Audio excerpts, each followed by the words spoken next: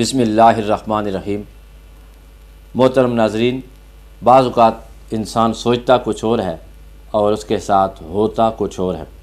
इंसान अपने लिए जो नताइज चाहता है, अगर मामला उन नताइज के बरक्स हो जाए तो वो जो आने वाले रिज़ल्ट्स हैं उनसे इंसान बड़ा मुतनफ़र भी होता है और उन्हें इंसान अपने किस्मत के ख़िलाफ़ समझता है।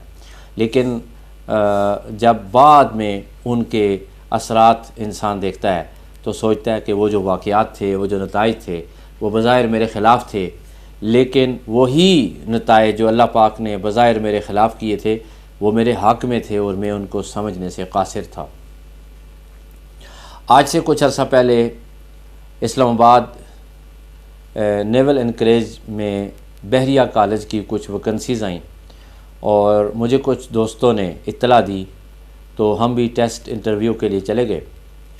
तो वो जो पेपर था उसके अंदर वही सवालात आए इस्लामिक स्टडीज़ के, जो हम रोज़ाना स्टडी भी करते हैं, पढ़ाते भी हैं, और बिल्कुल रिलेटेड क्वेश्चन थे हमारे अपने मजाज और हमारी अपनी फ़ील्ड के साथ।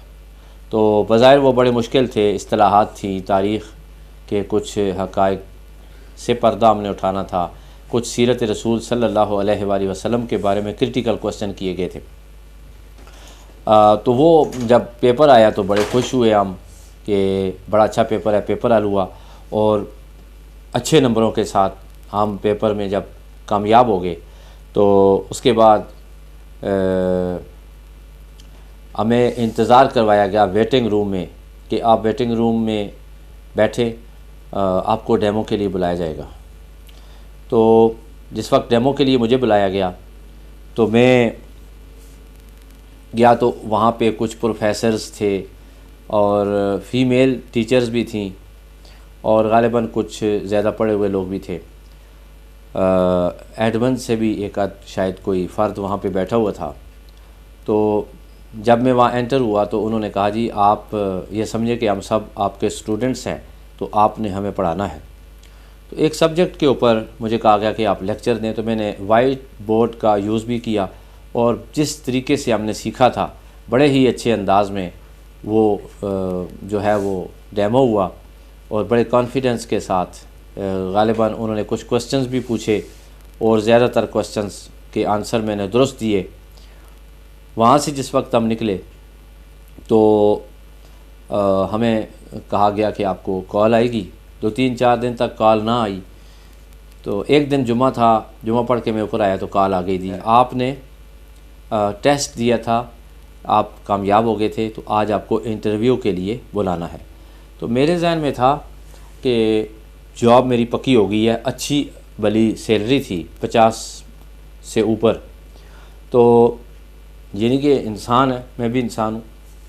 मैंने सोचा जी पक्की होगी बात, क्योंकि अगर टेस्ट पास हो गया है, डेमो अगर उन्होंने महसूस किया कि मैंने अच्छा दिया है और मुझे अगर इंटरव्यू के लिए बुला रहे हैं, इसका मतलब है मेरा इंटरव्यू भी अच्छा होगा और मेरी जॉब पक्की हो जाएगी। बहरहाल इंटरव्यू दिया, अच्छा इंटरव्यू हुआ, तो उन्होंने ये कहकर मुझे रिजेक्ट कर दिया कि आपका एक्सपीरियंस कम है। बहरहाल एक्सपीरियंस तो बहुत ज़्यादा था। मैंने उन्हें कहा, जी आप लाइव क्लास मुझसे ले लें, आप मुझसे रिज़ल्ट ले लें, आप मैं पढ़ाऊँगा तो आप बच्चों से पूछ लें मैं कैसा पढ़ाता हूँ। इतना एक्सपीरियंस जो मैं आपको लिख के दे रहा हूँ ये तो काफ़ी है, ये मैटर नहीं करता। मैटर तो ये बात करती है कि टीचर डिलीवर क्या करता है। बहरहाल मुझे बड़ी टेंशन हुई, बड़ा परेशान हुआ और मेरी बाइक जो थी, मोटरसाइकिल मेरा खड़ा था कॉलेज के बैक साइड पे, तो मेरे जहन में ही नहीं रहा कि मैं मोटरसाइकिल पे आया था। तो मैं आधा किलोमीटर तकरीबन कॉलेज से बाहर आ गया तो मुझे याद आया मैंने तो बाइक भी लाया था। फिर मैं वापस गया बाइक के ऊपर बैठ के, तो फिर मैं वापस आया। तो ये जो वाक़या था कि ना सिलेक्ट होने वाला और मयार पे मैं पूरा उतरा हूँ, टेस्ट भी ठीक दिया है, मेरा हक़ भी बनता था, वो किस को सिलेक्ट करेंगे। बाली जी पाकिस्तान का आलमी है। बाद में उन्होंने एक नालायक फ़ीमेल टीचर को भर्ती की है जिसकी हमें रिपोर्ट मिली कि बच्चे उसके साथ सेटिस्फाइड नहीं थे, वो बच्चों को पढ़ा नहीं सकती थी। गॉड नोज़ बेटर, अल्लाह ताला उनको हिदायत दे। तो ये जो एक अलमिया या एक वाक़या था, ये मेरे दिल पर बिच्छू बन के बैठ रहा, यानी दिमाग पे सवार रहा। मुझे एक दुख महसूस हुआ काफ़ी दिनों तक ऐसा क्यों हुआ, ऐसा क्यों हुआ, ऐसा क्यों हुआ, ऐसा क्यों हुआ। तो वो मैं कोशिश करता था कि इस चीज़ को मैं अपने दिल से निकाल दूँ, जहन से निकाल दूँ, लेकिन वो चीज़ मेरे जहन में बैठ गई, दिल में बैठ गई। तो वो सुबह से शाम तक और शाम से सुबह तक वो मेरे दिल के साथ चिमट सा गया और मुझे तकलीफ़ देता रहा वो वाक़या कि मुझे उन्होंने क्यों नहीं रखा। ज़ाहिर है मैं डिज़र्व करता था। इसी दौरान हमें एक दफ़ा बच्चों को इधर रावलपिंडी में एक पार्क है, रूमी पार्क, यहाँ पर बच्चों को लेकर के इतवार का दिन था। तो बच्चे जो है हमारे खेल रहे थे। तो मैं और मेरी वाइफ़ जो है वो हम एक दरख्त के नीचे बैठे हुए थे। तो मैं उठ के गया किसी चीज़ के लिए। तो वाइफ़ मेरी मोबाइल के अंदर कुछ वीडियोस देख रही थी। तो मुझे कहती है इधर आए, कासिम अली शाह साहब की एक वीडियो है, बड़े मज़े की, आए देखते हैं क्या कहते हैं इसमें। तो उसमें उन्होंने एक वाक़या सुनाया कि हमारे साथ एक लड़की पढ़ती थी।